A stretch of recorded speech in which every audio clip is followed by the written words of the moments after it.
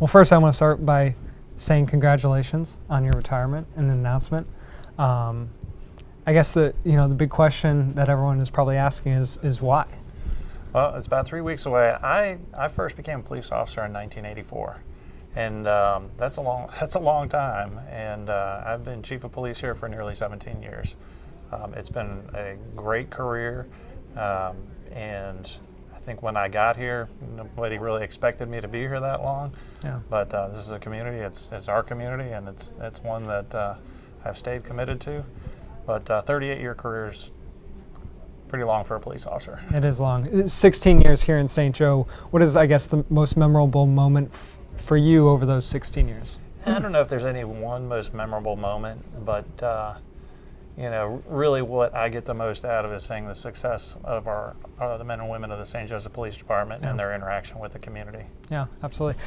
I think I'd be remiss if I didn't ask about the timing of this. Of course, the department has struggled with hiring and staffing. The department's down, 20-something officers right now, I think it is? Actually, we had 18 vacancies. Okay. We have recently had some people that were on long-term light duty have come back to work, but we do have our staffing challenges are significant. I imagine, especially being the chief of a department with staffing shortages, that can take a toll. Did that play a role in this decision at all? No, that did not play. If anything, it played a role in me waiting longer before I retired, and working with our folks to try to continue to work through some of the challenges. I mean, the last couple of years we've been operating in a crisis mode, both from COVID, staffing issues, crime issues, and my biggest thing is I'm just very proud of all the folks I work with. I'm proud of the community that's worked with us, that's gotten us to this point. Some of the everybody working with council and council working with us to solve some of these problems to help us improve on those recruitment efforts. So I see things going in a great direction for the city and the police department, and comes a time when it's time to move forward. Yeah. 38 years, like you said, is a long time, especially for a police officer. Not only your career, but just in a general career sense as a police officer, how have you noticed, in 38 years, kind of that career, that industry change?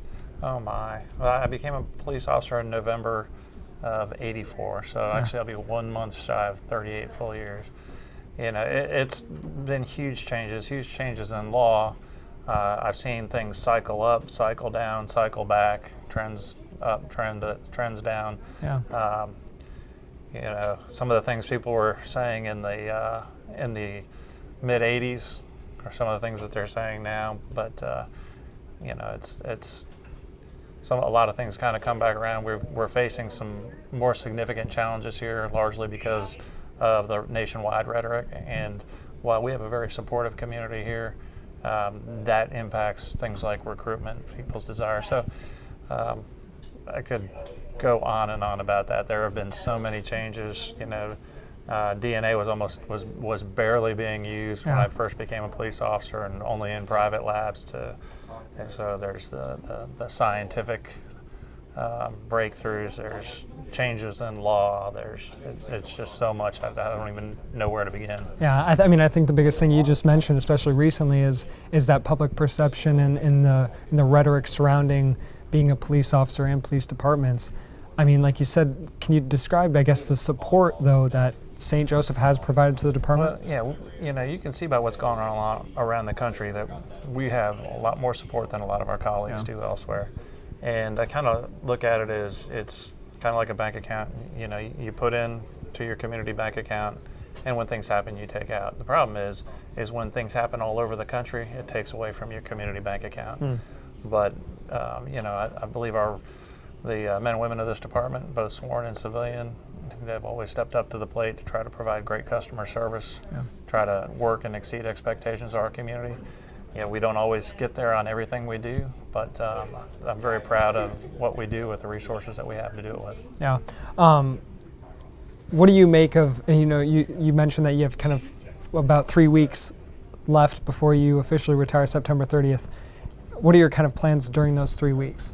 It's busy. Tying up loose ends, getting things to where it's an orderly turnover to Commander Hart. Commander Hart will be the interim chief.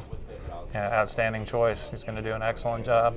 but just making sure things are as smooth as can be for the transition for the men and women of the department. Yeah. What's next for you? Do you have any plans after you retire? You know, first few months I'm going to kind of take it easy. I've got a lot of projects at home that I've been putting off till I retire for some time, and my wife can tell you that. But it'll be interesting to see how things go next. Yeah. No plans though as of right now? No significant plans. First 3 months, probably mostly doing things that have needed to get done at home for a long time. Yeah. You mentioned Commander Hart. Obviously, he's going to be taking over as interim. What do you make of that decision, and can you kind of describe, the qualities of Commander Hart? Well, Commander Hart's a strong leader in the department, extremely knowledgeable, solid background, and really any of our top staff members could come in there and do that. Yeah. But I think he's spent the last several years as commander of the patrol division, which is the backbone of the department. So I think it'll be a smooth transition for him. Another thing I want to touch on during your tenure as chief is you were 2 stints as interim city manager. I think is a little unique for a police chief. What can you describe kind of that experience and what that taught you? It was really good about getting a more global look at the city and long-term successes and how everything works together.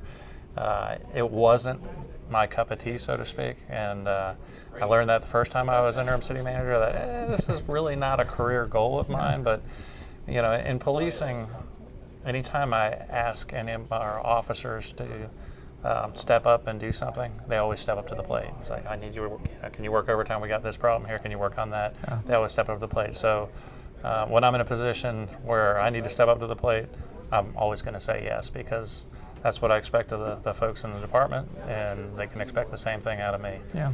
I was reminded the second time I was interim city manager that I also didn't want that as a career choice, but it was a great experience. Loved working with all the people that I had the opportunity to work with during those periods. Would you say that experience made you a better chief?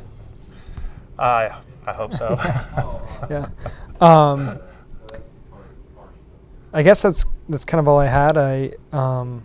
Just having been in this position for a long time, really the successes are in the people and the relationships that between the department and the community, and that's the real success of our police department. I guess to end, how would you kind of describe, the police department and where you're leaving it now and in the environment it's in? We've got some very motivated men and women that have stuck with our department and our city through thick and thin, and I think that's the best type of commitment you can have going forward. Yeah. I guess to end, do you have any last message you would like to give to the community of St. Joseph? Yeah, give me 3 weeks. Maybe I'll have something to say then.